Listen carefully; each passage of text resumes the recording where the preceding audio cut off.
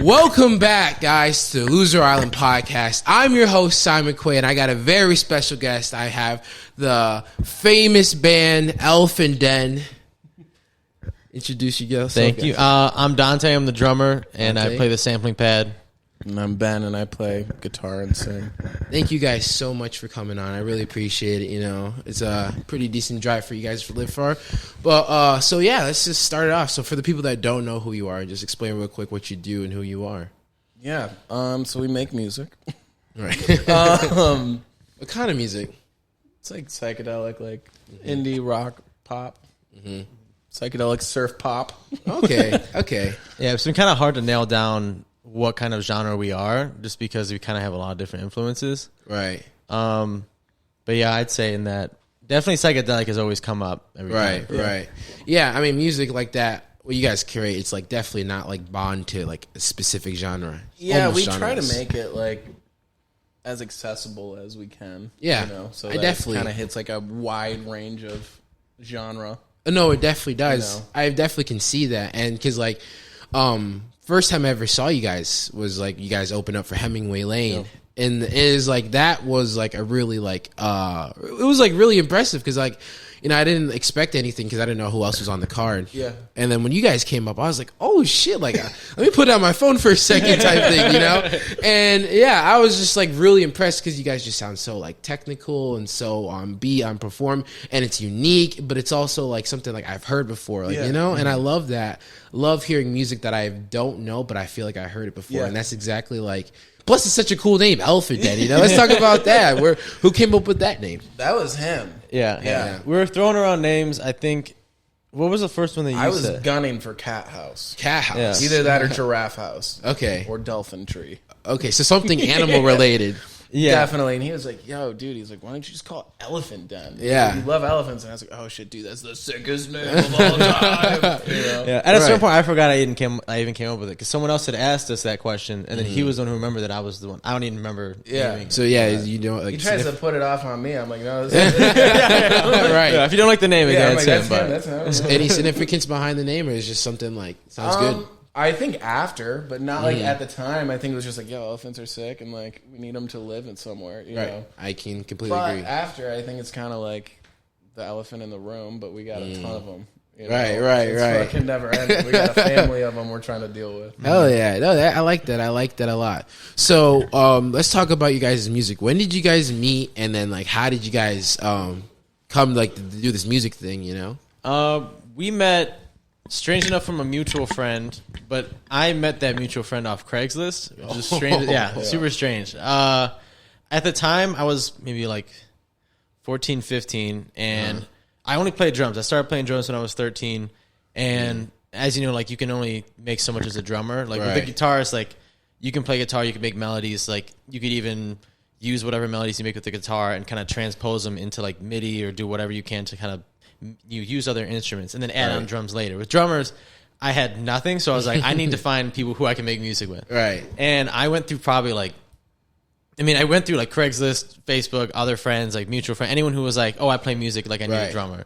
Okay. Literally could not find anyone that I vibed with. It'd be like anything from someone my age who like just isn't that good or doesn't know their sound yet to like someone who's like in their 30s and like they've hit, like I go to their house and it's like they've hit rock bottom and they're just like, like we're bringing the band back. And I'm like I don't know, like because they do those awkward moments at the end where they're like, oh, so you come back, and I'm like, no, because I wanted to be honest with them too. I wanted to be like, oh yeah, for sure, and then like just ghost them and shit. I did that. I did that once though, but with him, I had found them, and I was into like metal at the time. Okay. I didn't have a musical background, so in my mind, I started with like playing to rap songs. That's all I listened to when I was younger, and those beats are always the same throughout the whole song. And from not having a technical background, anyone who knows music knows that jazz is the pinnacle when it comes to like a technical aspect of being really just gift or talented. And I think I just thought like, oh, well, metal's really fast, so like that's probably the hardest one. And so I found him because I found this person on Craigslist. They're like, oh, we're looking for a metal band. They're around the same age. Okay. And then I go and meet them at like a Hungry Howie's in Rochester or something.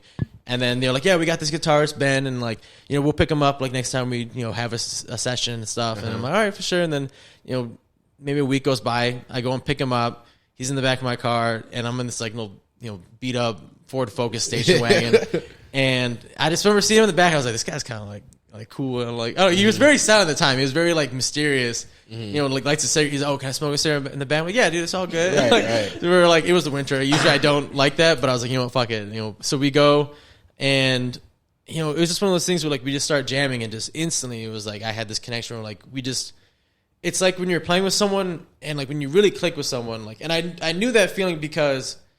Like, it was the first time I really felt that, especially after going through all those random people, other people. True love. Yeah, it was just immediately. I was like, oh, we're just on point. Like wherever he's going in this next guitar part, I was like, oh, I know where he's going. I felt it, and we're just on point. That's crazy. And he had told me later that something about taking. Yeah, you could tell him, but so my side of the story is a little different. Okay. So our mutual friend. Hold up, I just got my caps. The one that you guys were going to start the band with. Yeah. So that mutual friend found him on Craigslist, right? And so I think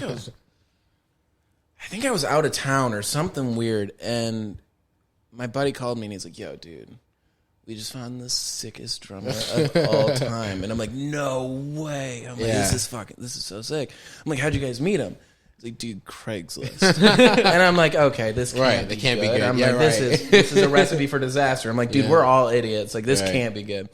And he's like, "Yeah, no, don't even worry about it. 6 a.m. on Saturday, he's coming to pick us up." 6 a.m. And I'm like, one, I'm like, no, it's 6 a.m. And two, I'm like, we don't even know this dude. And he's going to drive 40 minutes out and pick us up and drive us 40 minutes back to our... We're about to get murdered, dude. Like, the fuck are you talking about? End up on TV. And so he ended up, like, picking us up. And, yeah, I think we just kind of clicked right away. Like, it was good. And then while we were playing, our singer was a little bit of a diva. And I think, like, we pulled him outside or something. We were talking. And I was like, yo, this is good. If this doesn't work, though, I'm playing with him. I was like, this dude's sick as fuck. I was like, this is sick. And he's like, fuck this, man. We're quitting the band. Like, it's some gnarly shit. Like, yeah. It was strange. It kind of was like, I don't know, music is weird like that, where, because we've had band members in and come out, and it is like, it's weird. Like, really, it is kind of like a relationship where, like, there's always, like, those weird, hard feelings, or, like with that first singer, like, he was a drummer also. It was his band, because he's like, oh, I want to be the front man, I want to sing. And the fact that I had a really good, like, we just clicked, he got, like, jealous of, where I remember, like, during one of the jam sessions, he's like, oh, like, can you do this? Like, and he's like, he's playing the drums, like, and I'm like, I know you're a better drummer than me. I'm like, that's fine.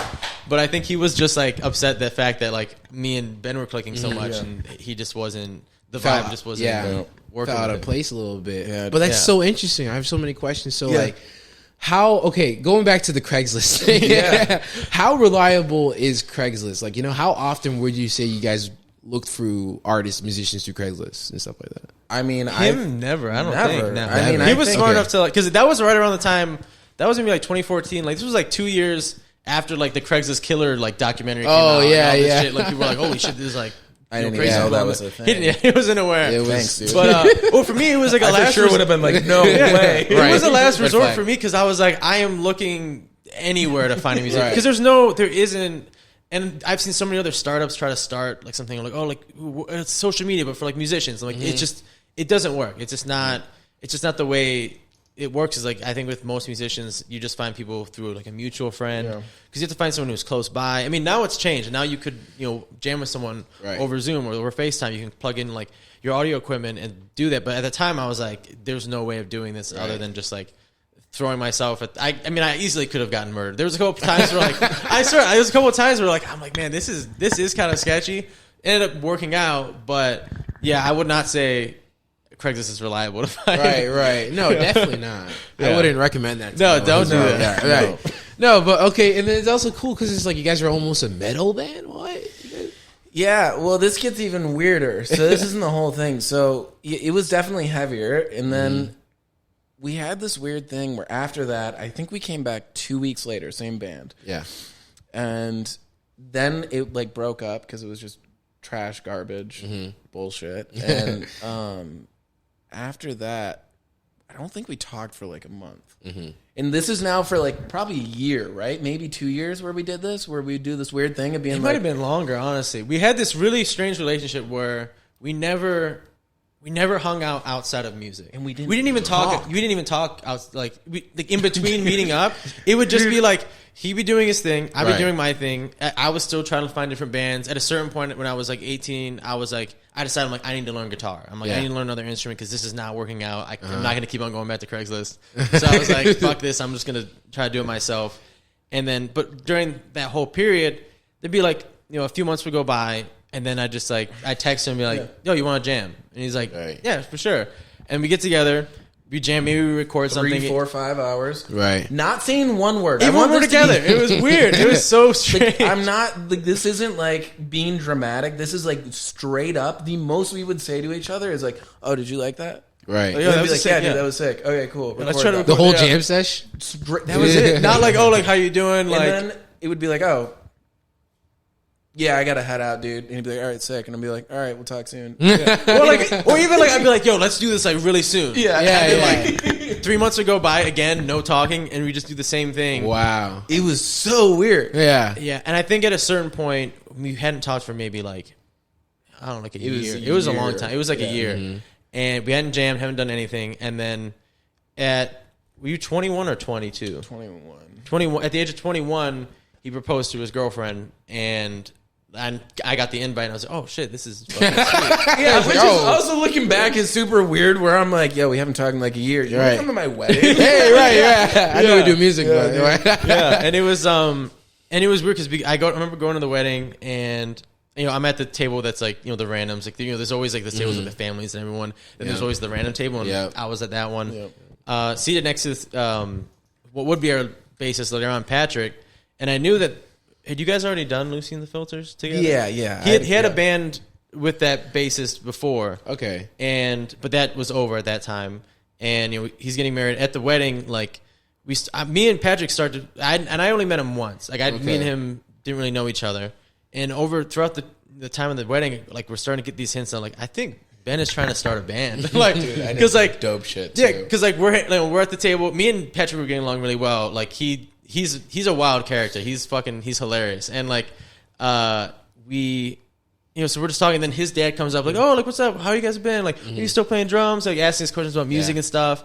And there were some other like signs, I don't know, that were just... Well, at one point I saw they were getting along and we like met eyes. I did some Great Gatsby shit. I did this one. I looked at him and I was like, I'm all fucked up and I was like... Yeah, I know that. Deadass, he did that. He was just like... And then you guys are like, oh, we're starting a band. So we go outside and we're like, yo, are you trying to fucking start a band right now? And he's like, yeah, dude, I'm trying to fucking do this thing. Let's fucking go, like fucking all this shit. And from there, like it was just the three of us at that point. And so we started working together. We under the same name that he had started before when they were a 5-piece. It was just three of us, but it was Lucy and the Filters. His reasoning for the name of Lucy and the Filters was different than I thought. I thought Lucy and the Filters was a thing like a Lucy, like a loose cigarette, like a cigarette, and then filters related to that. I don't know what your explanation for it was, but I mean, how much of the story do you want? So, I guess I'll just tell the whole thing. Okay, so me and my drummer at the time, so we got invited to go to the studio. And it was this old veterans, like, I guess one guy who worked at the pizza place, his uncle had a studio. And this dude was like, he was a veteran, he was like into music. And so we pull up, we're waiting for our pizza, and two guys pull up next to us, and they're like, yo, dude, like, you want to buy some, like, X, Y, and Z? And we're like, oh, yeah, for sure. Like, whatever. Like, let's look it up. We look it up, and we're like, oh, shit, yeah, whatever. So we buy, we do our thing.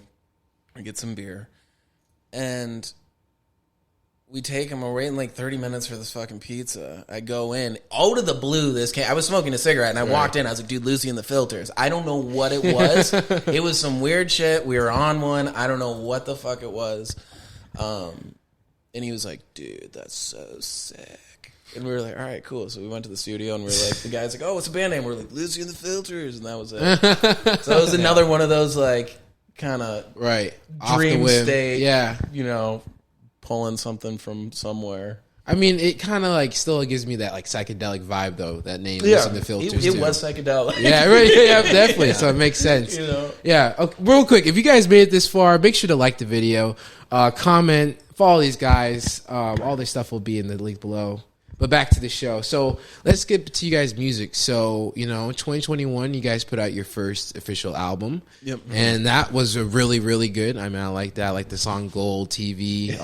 I mean, yeah, I just thought, it was just a good first album for, to get yourself out Thank there. you.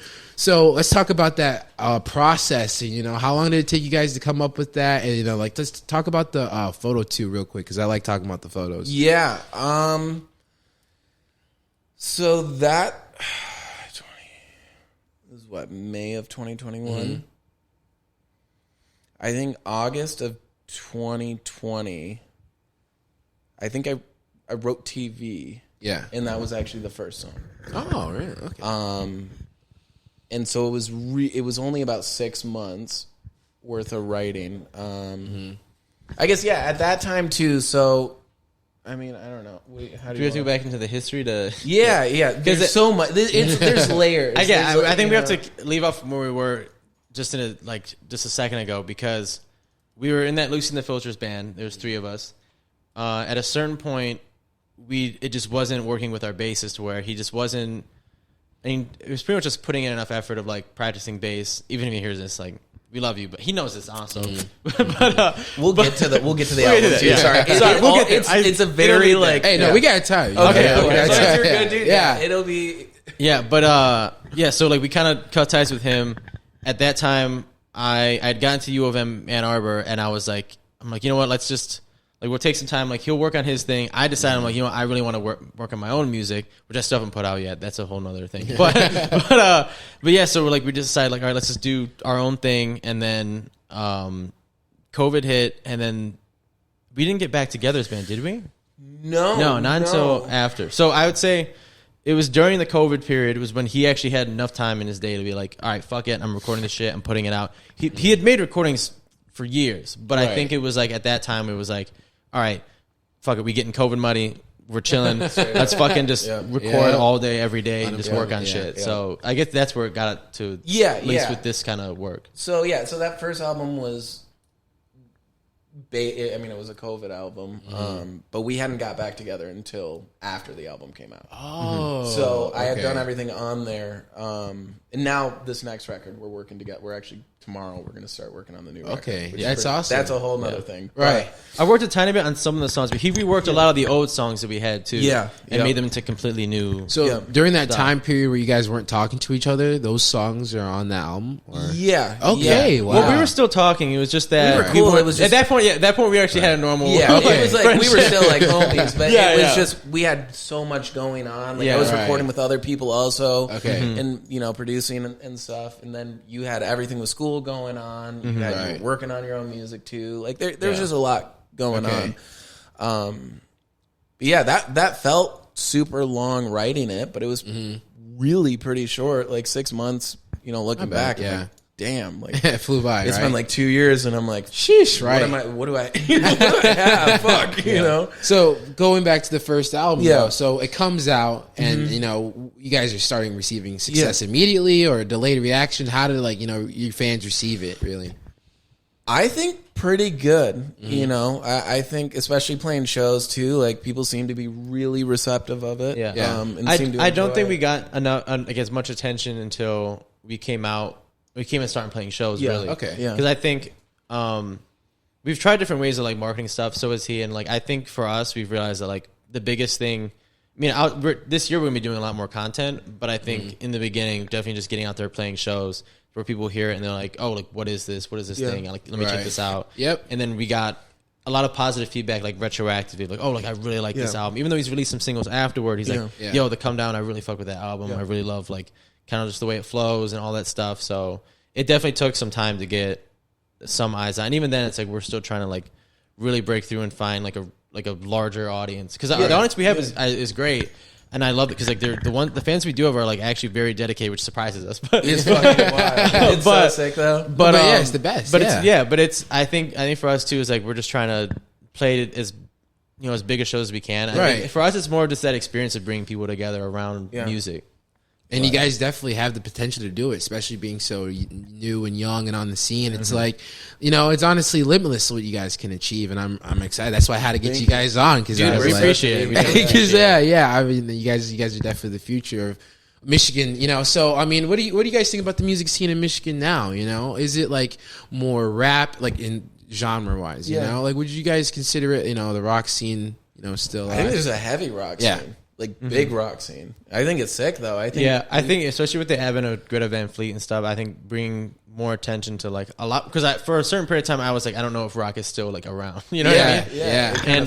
Yeah. And I do also like what because I've been pretty involved in like Detroit scene, just seeing like what's going on, especially with rap. I think Detroit rap outside of like the stuff like Iceberg Vezo and like just the older generation of like Doughboys Cash Out and stuff like that. I think the newer stuff that's coming out now is super unique. I really like the kind of blend also of like how people are doing, because there's always kind of like that punk scene in Michigan. Yeah, a little and bit. I'm excited to see like that kind of blend of like rap and punk, and then also some people that are working with Assemble Sound in Detroit kind of going in their own direction of like really just mixing genres in a way that I didn't think possible. And especially a lot of them they don't see themselves as rappers.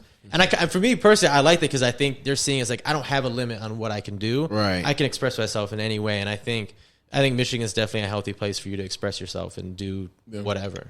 No, totally. I definitely see that. And it's like you said before, like people are mixing genres, kind of like you guys. And I think that's just the good. You guys see that as the future of music, where like so many artists are like blending in so many different sounds, where it's like you're not even labeled or looked as like, a band. You're just like, musician or artist. Yeah, definitely. Definitely. I think that's 100% true. So would you guys see yourself, blending into different genres too? Like maybe a country or like a rap? I think it would be fun. Yeah. I mean, country, I feel like would be difficult. But for us, like when it comes to playing shows, I think our attitude towards it is like, I think the kind of reception we've gotten, like we've got positive feedback from people from all different backgrounds, where I'm so down for playing. If it's a rap show and they want to have us on the bill, we're like, fuck it, let's do that. Or if it's like, actually, one of the shows we played in Youngstown, Ohio, we had a country like singer open for us. Like, it was the situation. Shout out was to Andrew Wooten. Yeah, dude. shout out to Andrew Wooten. Sick He's the shit. He's so sick. It was one of those situations where we played at this one venue called West Side Bowl in Youngstown, Ohio. Never heard of Youngstown, Ohio before, and we had out there, and he was supposed to play a show in the basement venue. We were playing on like the stage, but like they have a bowling alley and all this stuff, and it's a great venue. And they pretty much pulled him up for this show because that venue is just super sweet. They're like, anyone who's trying to like play and have a good time and try to get as many eyes as possible. Like that's so. Shout out again, West Side Bowl. We love them. Like they give you a shit ton of free pizza, free fucking beer. Like, they hook you the fuck up. Even if no one shows up, they're gonna give you money because they're like they just respect the hustle of anyone trying to go out there. Dope. And it's cool that the founder or owner Nathan. So in the venue downstairs, they have like all the like reflection padding and soundproofing. They have T-shirts wrapped on it. All the bands that have played there. Whoa. So he'll buy like merch. He'll actually go up. He'll buy the merch, pay for it, put it on the wall, and I'm like, damn, dude, that's supportive. Yeah, that's literally, like, legit. Yeah, dude, that's dope as fuck, man. Local businesses, they show so much love, man, for real. So, going back to the music though. So, how did you guys get shows? How did you guys set that up, especially with not having that much music out? How did you get that? So emailing venues at first. It was definitely a daunting task at first of like how do we even do this? Yeah, for sure. It's right. You're like, what the Right, yeah. But thankfully, after we kind of got the first one, we ended up, and even going to other shows and meeting people and bands who are playing, really like, oh, dude, you should come get on this bill. Oh, hey, we have a show. Do you guys want to play? And so it kind of just, kind of spiraling like that. Where it's like, now you're like, okay, I know X, Y, and Z. And, That's cool. Yeah. That's cool. Okay. And then when you're talking to other bands, though, I'm guessing, like, obviously, like, some bands are signed to labels and stuff like that. So then you guys like kind of like know people like in the industry and like labels wise, right? To a degree, right? To a degree. Yeah. I think the way you really put yourself out there is definitely just going to shows and like just going up and talking to bands. I think that's what helped us a lot is that we'll get a lot of the shows that we book are not even us like going out there and booking them. It's another band coming up to us like, yo, I really fucked with what you guys did. We have another show. Would you want to be added to the bill? or things like that. There's other opportunities too for any musicians that don't know.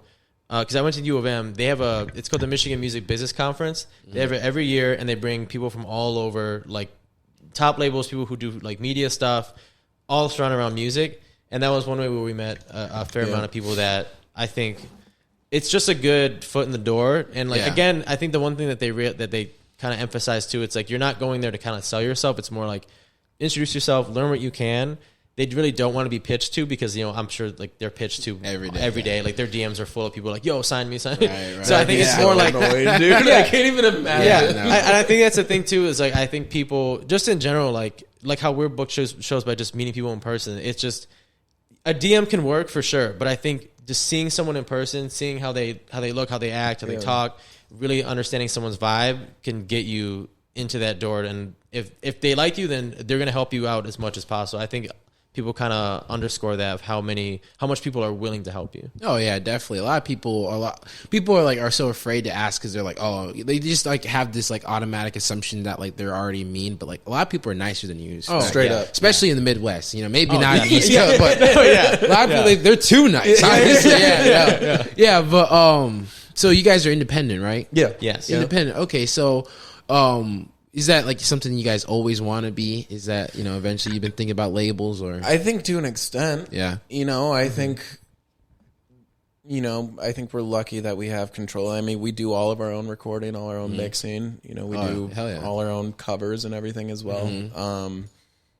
So I think that aspect of it I enjoy, because we can be like, yo, if we fuck up, like, that's on us. Like, come on. Yeah. You know what I mean? But, I mean, it'd be sick if a label was like, that's because we were talking about this actually right before we started, before you came back, and like it was kind of talking about like we want ownership of the masters. We want to be able to kind of record how we want to record, but I think a lot of deals now, a lot of them are distribution deals. Like I think people are starting to move away from the 360 deals now that people are become aware of what they are, and I think that's something that we're looking forward to. Is just like a label that will help us out and help us with distribution to get as many ears on it as possible, but still letting us kind of do our own thing and be hands off. So you're looking for a deal that just makes sense. Yeah, exactly. Before you jump in. Just a fair one, Right, yeah. That doesn't seem too bad. Which historically has not been. Everyone knows that. But I think that's the thing too now, which is a little bit difficult, but also like how we said, like rewarding, where it is on you to kind of get yourself out there, and then a label who sees that you're willing to put in that work will be willing to give you a fair deal. Yeah, no, definitely. That definitely makes sense. Hopefully. So hopefully, right. Okay, so I got like a would you rather question. Okay, so would you guys rather be musicians in today's age, the social media age with streams and digital streaming and all that stuff, or would you rather go back to the early 2000s where CDs and mass printing was like king and like and why? Which sounds more enticing as an artist? Okay, I'll go first. I think now. I think it's really sick that I can sit here right now and we could be like, oh, hey, let's upload this song, and it's out there. And I think there's so much more accessibility for people to hear music too. I think it's. I don't know. I think I like that aspect of it too, where it feels like there's so many individuals and not just kind of the 1% making music. It's like you got this whole list of everyone who can put something out. It can be they're recording on their iPhone, like sitting here like playing guitar and no, seriously, or they can be recording through X, Y, and Z, and then it's like, oh my god, and you can just put it out. I think that's like the sickest thing of all time. I wish there was more physical media, but yeah, I think I would say the same. I see why some people would want there to be CD sales, especially because like the amount of money you can make doing that. I think being at the 1%, I think if you were in that already, you would rather there be CD sales because you can make a lot more money. Right. But I think starting out, like back then, you had to get your label had to get a deal with like a Target, a Walmart to get your CDs even on the shelves, and then even then to get it on the front shelves where people will see it. Yeah, whereas like now, like you said, like and we can do so many different things to market ourselves, and like this is a perfect example. It's like we wouldn't have to go down to the radio station. We wouldn't have to go to someone who is invested so much money in their stuff. It's accessible for anyone to start their own media project, and I think with that, it kind of gives us the ability to like, like we have options. Like we don't have to go on a radio station. It's like, oh, well, they're popular, but I hate who they are. I hate their personality. You know what I mean? Yeah, so we can go out to relate with someone who's chill and like have a good time and actually Right. like relax and not be like, all right, well, we have to do this. More like, we get the chance to do this, and I think that's the beautiful part of it. Yeah. I like what you said though, because you're saying that like it's a lot more accessible and a lot more people can do music. But I also was thinking like, so if like because also a lot of people say like music's on a downtrend. So like since there's a lot more people able to do music, is there a lot? Would you say like not like everybody, but like at least the mainstream? Would you say it's less talented than it is back in the day? No, I don't think so. Because I think still, I mean, you name one person, you leave one off. So Right. like, even if you're like X, Y, and Z were so sick, it's like you don't know about the guys Right. playing at the bar. They were sick. You know what I mean? Yeah. I don't think it is necessarily on like a downtrend. I think there is a lot more people, but I don't think that means that it's necessarily more bad people. I just think it's probably different. And I think also with it being so accessible, there's so many more pockets of like little cultures and little genres. Yeah. That it's like, oh dude, I really fuck with psychedelic surf, blah, blah, blah, mixed with, Yeah. EDM, and people are like, whoa, dude, I found my people. You know what I mean? You're like, oh, this is sick. Like now you have your little community, As with before, maybe, and I'm speaking out of my ass now, but I'm like, maybe it was harder. I don't know, to find like your community of like, yo, I really, really fuck with this If you weren't genre. from that area. Yeah. Yeah, no, that's a good point for real. Yeah. And it's niche stuff too, where it's like super gnarly, like pinpointed like stuff, and you're like, whoa. Right. It's kind of like social media in a sense, because like, there's so many niche channels and like cult followings. It's like there might be an account that has 1 million followers. You never even heard of them, but like they still have 1 million followers. Right. Yeah. I think about that all the and time. it's niche, Yeah. but that's where kind of our music's heading. So, I mean, let me ask you guys this. Where do you guys think in the next 20, 30 years, where is music heading? And I say that like, what do you think will be some of the biggest genre? Like, do you think the biggest genres that are big now are still going to be big in the future? Do you see anything changing? I think they'll probably morph. Like I think like even like rock and roll like 60 years ago is now like transformed into what it is now. Right. Or even pop, 50 years ago, what it is now. Like Right. I think it'll just keep progressing. It'll just keep taking like mixtures of all different things and putting them together, and I think it'll just kind of change with culture. Like I don't know. I think it will be the same things, or we'll come up with different definitions, but at the end of the day, it's still just going to be new music, I guess. Do you think people will make music though towards like for the people for their era? So like for instance, like a lot of people like where we live now make music for TikTok dances and stuff like that. So do you think that trend will continue going, like making songs for this trend or this app or whatever? Yeah, I think so. Yeah. I don't think it's necessarily like a jingle. Yeah, yeah, exactly. Yeah, I don't think it necessarily takes away from it. I think it just adds new flavors to what music is. And then I think also like 20, 30 years down the line, I don't think that the mainstream is going to be able to, like the mainstream media companies are going to be able to keep up with it the way that I think they can. Like I know, like the Grammys, like their categories that no one cares too. It's like their categories are so outdated. Yeah. It's like you can fit 1 million people into the alternative category. Yeah, what the fuck is that? I know. Yeah, or like not like and I think and I think newer, fresher companies will come out, and I think we've already started to see that with like even like things like Lyrical Lemonade, where it's like someone who just started like they started their own wave, their own movement, and they're creating their own empire of stuff. And there's no reason why there can't be room for more people who can find their own niche or find their other whatever category works for them. Oh yeah, you're totally right. I didn't think about that, but yeah, there's definitely going to be more companies that are more new school instead of old school. So. I'm excited for that. So then, how would you guys feel though if you guys had a song that just blow up on TikTok? We've talked about that. Paycheck before. might be nice. Maybe. Yeah. I don't know. So, but you don't want it to be like a Steve Lacy bad habit where like people just come to your concert to sing that one song and then they're done. I think that's the kind of the nightmare scenario is like. Because it could be both ways. We're like, it's the most indie shit you've ever said. You're like, that's a nightmare scenario blowing up. Well, no, not that. Not even that. You know what I mean, though. But like, you get a viral fucking song, or even, not even a song. Some people, it's just a snippet. It's like 15 seconds. Yeah, it might even just be the intro of their song. It's not even, it doesn't even drop yet. And like, yes, you're getting a massive paycheck, and you may even get a bunch of eyes on you. And then I think the pressure is on from them. It's like, all right, can you keep these eyes on you? Because I've seen personally, there was someone who I went to high school with who he had a song that blew up on TikTok. and it was like for me, I was like both happy for him and also like, oh shit, I hope everything is all right. Because then you have to continue on with like, all right, I have to keep people attention.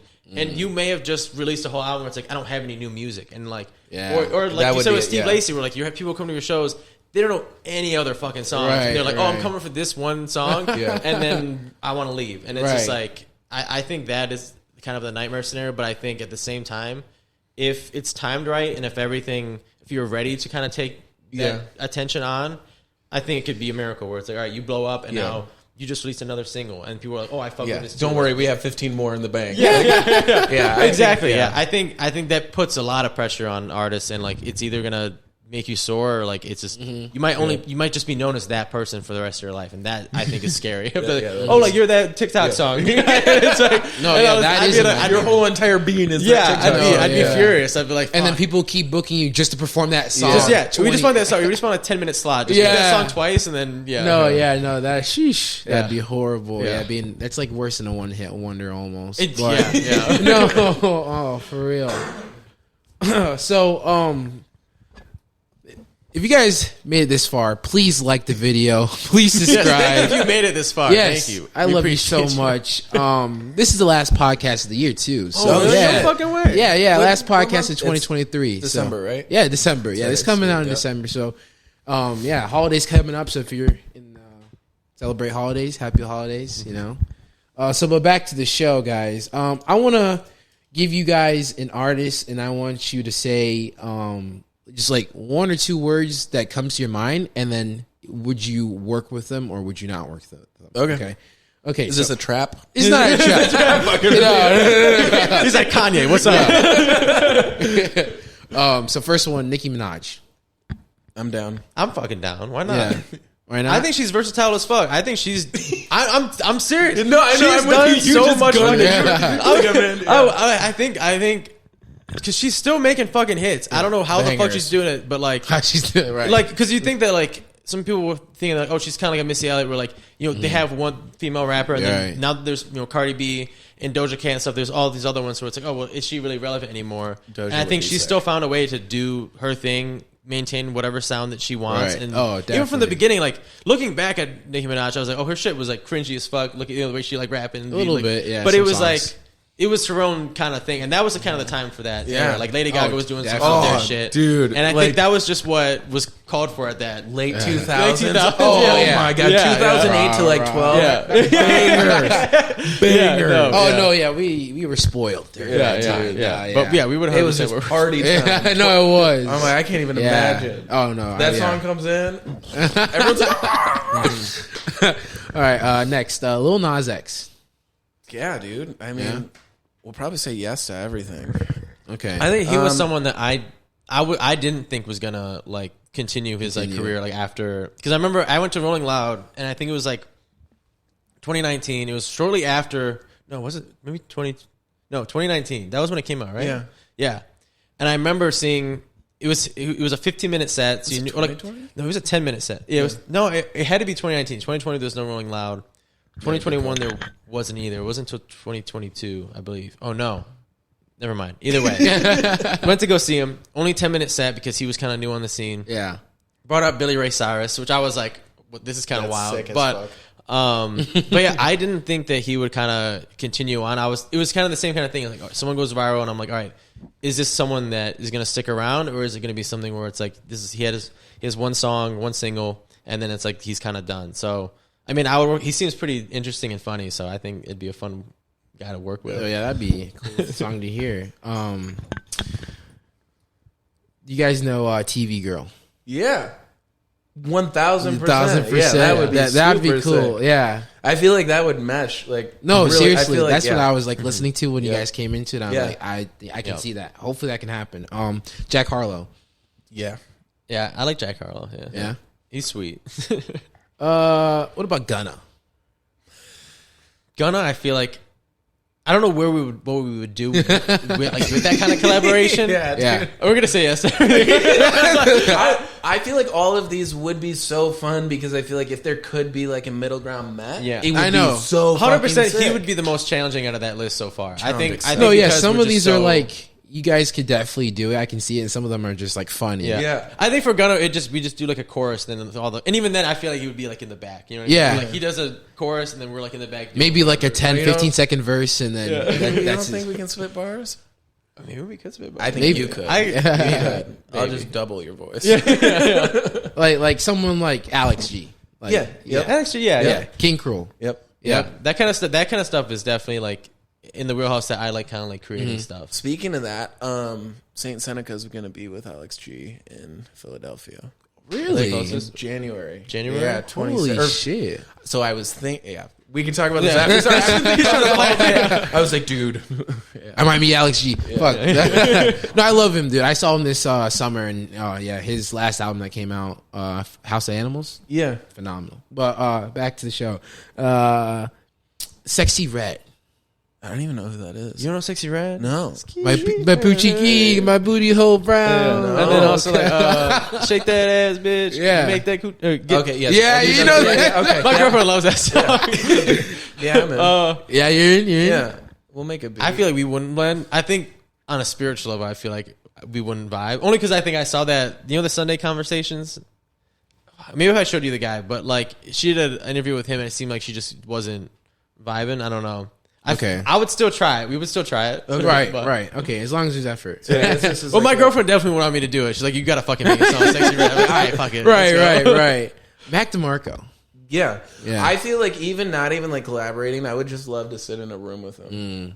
Yeah, he seems chill. And just like watch him. Right. Not like talk or anything. Just like watch how he lives his life. Yeah. Be like, yo, dude, like- Okay. Yeah. That'd be cool. Yeah. JPEG Mafia. You listen to JPEG? No. It was Christian that showed me JPEG Mafia. Really? Yeah, I love his shit. His shit is just, I don't know how to describe it, but yeah, I'm because I know I'd answer, I'd say yes. Yeah. Okay. Ice Spice. You know Ice Spice. Yes, I know.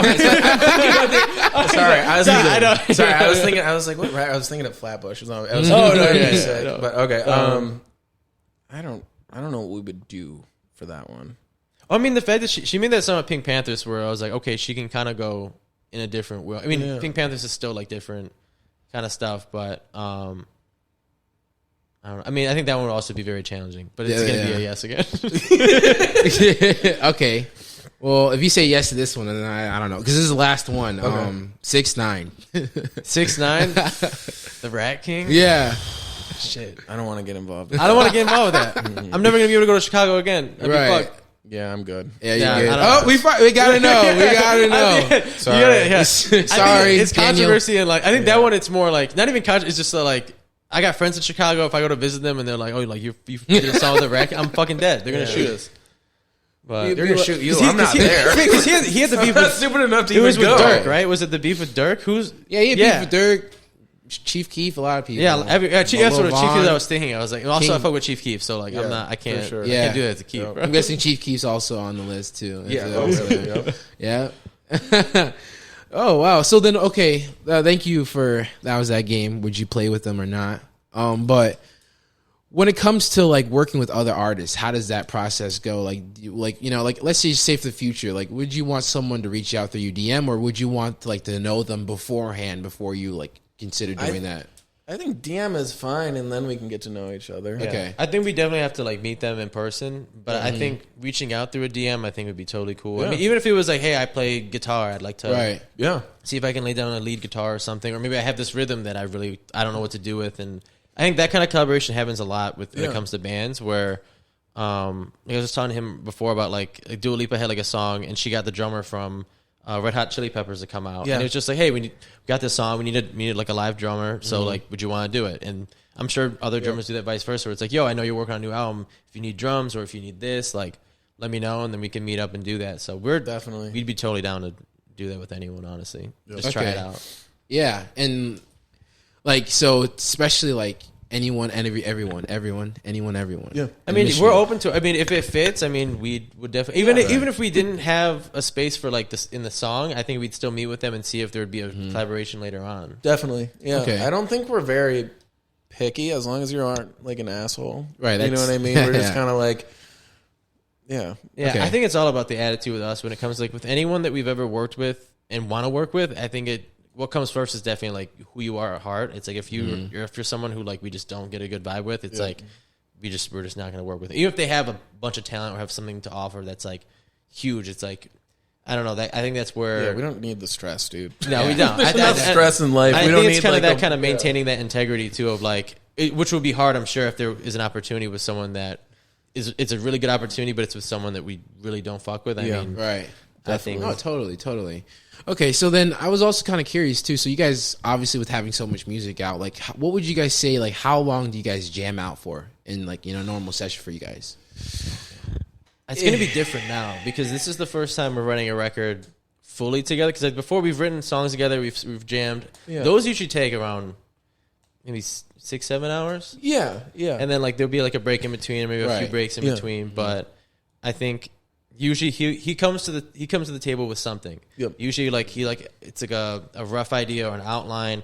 Sometimes even just like an idea or a theme. And then a lot of times too, what I like doing with him a lot is like writing lyrics, because a lot of the Come Down was mostly him, but a lot of our stuff before that, we'd sit down just like talk about life, like what's going on. Yep. And sometimes we'd see a parallel, or like he'd take a story of like, I tell him like something's going on in my life, and he's like, okay, for sure. And then like the next day he's like, yo, I got something. and then I'm reading this and I'm like, this is about what I talked about, which is fine. Yeah. But then it's like, all right, let me see if I can. Yeah. Like, or I'm like, oh no, I think you misinterpreted it. What I really meant was this. He's like, oh, okay. And then he switches around the lyrics. So I think that process will definitely be new again in a way. Okay. In the process of like writing too is so vastly different each time. Right. Like, a lot of the times too, writing, like maybe there's this like just the basic structure of the song where it's vocals and guitar or piano or synth or whatever. And then that's recorded, and then you add a little bit to it. And then 6 months later, usually this is what happens for me, like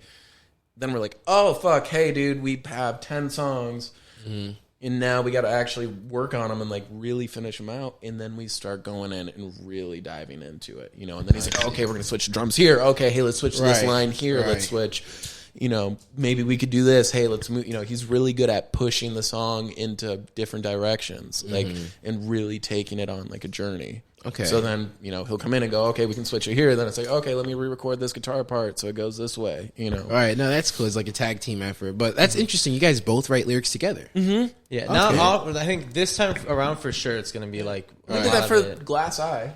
Last time, we did do that. Yeah. So even our latest single, we did that together. Yeah. So I think it's not it's not a new process, but it's definitely something that we've done before, and I think we're finding new ways to do that. And I think also like how he was saying, I come from a background of playing live like a lot. I used to play. There was one of my favorite actually house shows was in Lansing. There was this house called the Anime House. It's so random, and it was a bunch of like basement Midwest like punk bands and stuff like that. But for me, I always love kind of bringing that live energy to it, and I think you've definitely seen it because like with our live show, those songs are way different live than they are recorded. Yeah. Oh yeah, those endings that go way up. Yeah, that came out of me and him just like, all right, we have these samples. And like, because at first it was like, all right, we're going to convert this to the sampling pack. It's only us two. And then we start going through it, and I'm like, yo, what if we can take this a little bit further? Yeah. And I think that's why we're excited for this next record, because like now like that kind of energy will be on the recorded versions. Okay. And so I'm looking forward to that. No, I'm so happy you said that, because I was trying to bring this up in the beginning, but I'm happy you brought it now. Yeah. Like you guys' music in person versus like what's out there is so different, and like I would honestly say that in my opinion, it's better. I think you're right. 100%. You're 100% right, and that's from like the working with other people. Because on the record it's just me, and then actually live it's like everyone collaboratively working together. Yeah, and it's just different energy. It's just it's like it's beautiful. Yeah, it's different. Not saying it's bad what you guys have. It's still there, but it's just not the same. It has life. Yeah, there's like a pulse to it. Now. Right. Where like it wakes up and it goes to sleep, and it like opens and closes. Right. No, totally. Because that was the one thing that, like, because I have coworkers that I told them like, oh yeah, like I'll do music and stuff. Right. And then like, they're like, oh, you have Spotify? I'm like, yes, I do, but like, just come see us live. I'm serious. Like it's good music, like record it, and they still love it recorded. But I'm like, just come to the show, and then you'll understand exactly what, like, because that's what it really is. Yeah, because that's the culmination of everything that we love, every genre and every influence and every life experience. That's what that is. Right. Like, all of that goes right there. Okay. That's definitely the perfect way to describe it right there. But if you guys made it this far, make sure to subscribe, like the video, follow them on Instagram. Listen to the music on Spotify, whatever. All the stuff will be in the description. I'll be right back. Okay, and we're back. It's the Loser Island podcast with Elf and Den. Thank you guys for coming on. So, we're getting towards the end of the podcast. Let's go over your tattoos, Ben. Yeah. I really wanted to, because the people need to see this. You got a lion? Are you a Leo? Or No, what? I'm a Taurus. Taurus. Okay. Yeah. What's the lion mean? So, I'm Russian. Okay. And I was adopted from Russia, and my birth given name was Ruslan, or Zaltai Ruslan Ivanovich. And Ruslan is like... That's like the first name? Yeah, and it means... Ruslan comes from, like, Aslan, like, lion in the... Okay, yeah. Narnia, Yeah. And it means lion man. Oh, Yeah. I wanted to get that bad boy, though. Okay, and then you got like a clock on your arm. Yeah, so that was... I smoked too much weed, and I was like, time is an illusion. That is true. Yeah. I came home with that, and everyone looked at me, and they're like, you're a fucking Yeah. idiot. It doesn't look... I like it. Yeah, it's cool now, but like... What was the one thing I dig? Was it the 4 is just 4 eyes instead of the I and the V? Oh, yeah, it's all fucked up. Wait, where is it? Sorry, I'm a nerd when it comes to Roman numerals, but the 4. Yeah. It's supposed to be the V with the I behind it, but Yeah. it's just the 4 eyes. Not that that's wrong. I still think it's dope. Yeah, look at But, that. I'm the fucking nerd of the... You got hope on your fingers. Yeah, I want to get these covered up. I don't really like to have hope. I don't know what I want to put there. He's done having hope. Yeah. Right? He's done having hope. Yeah, I mean, there's a lot. This was actually supposed... This isn't the Coca-Cola bear. Just so you know. That was supposed to be a grizzly bear. Grizzly. Okay, I was But thinking now possum. it looks like... Yeah, now it looks like a fucking anteater. So, Right. I mean, it keeps going, too. Yeah. Here. I'll give you the whole... Let's go through it. We have the Russian Catholic Church. Yeah? Have you been to Russia? No. Okay. Would you like to go? I mean, maybe for fun, but I don't think I need it, like, for answers. Like, I don't need closure. You know what I mean? Right. Maybe we could play a show in Moscow or something. And then there's an elephant up here. Hell yeah. Sorry, I got you. Don't worry. Yeah, we got a little Cat. Yeah. Oh, That's third a wolf. eye. Yeah. What about the rings? Yeah, I have a session with rings. These are all just... Any meaning behind them? No, not necessarily. I think I Okay. just love them. Like the accessory? Yeah. Okay. Yeah, obviously I have the Yeah. be able to match these. Oh, Both yeah. of those match here. I see. And this has got the rose in the coffin. My buddy had a clothing brand that he started. Okay. I think it shut down. I shouldn't have got it tattooed. Yeah, another eye. A lot of water themed Yeah. things. And then my legs are covered too, and I've done those myself. Okay. That's him practicing. A lot of tattoo artists do that. I see they're just like, they practice on their thighs and stuff. Oh, you're a tattoo artist? No, he's I just make poor decisions. exactly. He bought a tattoo gun and it was the worst decision. Yeah. I got No, a it's little not, machine. actually. I think they're and dope, actually. It's fun. No, yeah, I bet. Yeah. Yeah. It can just get dangerous depending what time of the night. No, it I is. bet. I was about to say when you get drunk or something. Yeah. Oh no, there's been two.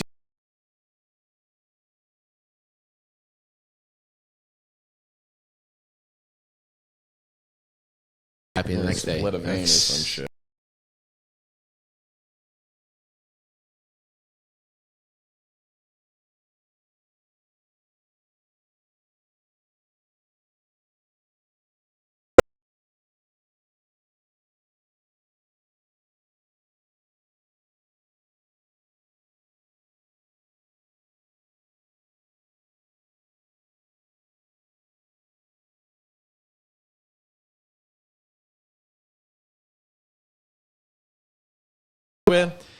It broke. So now it's like, but it's good. It's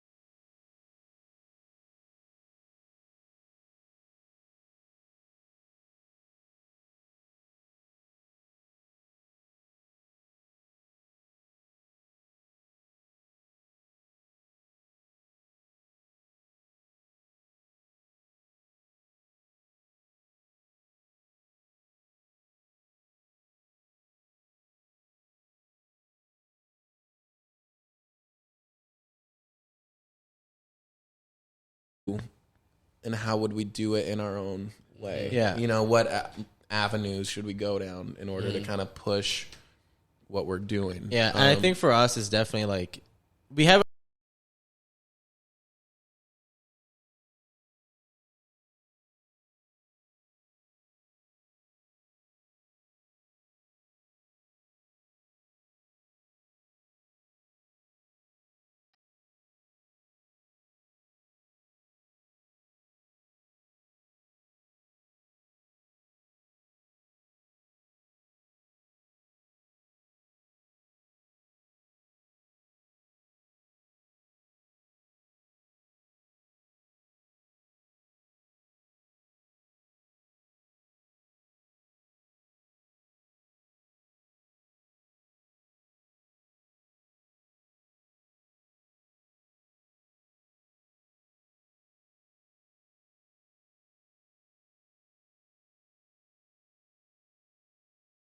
It's any Right. kind of thing that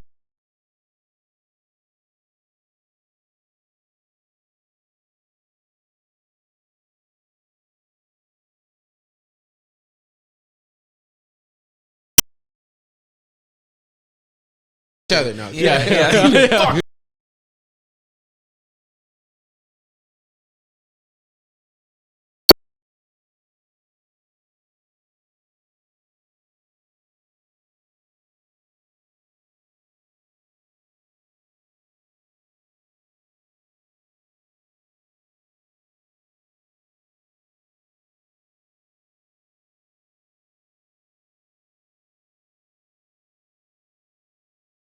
It's better for your brand. So I definitely.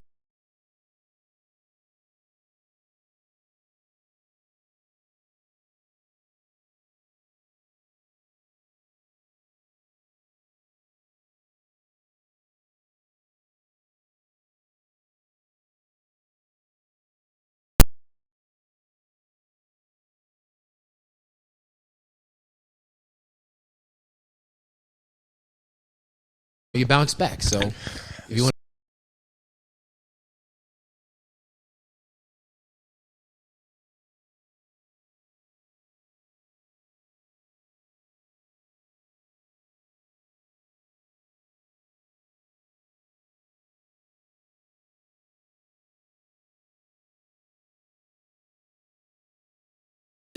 No, like L, like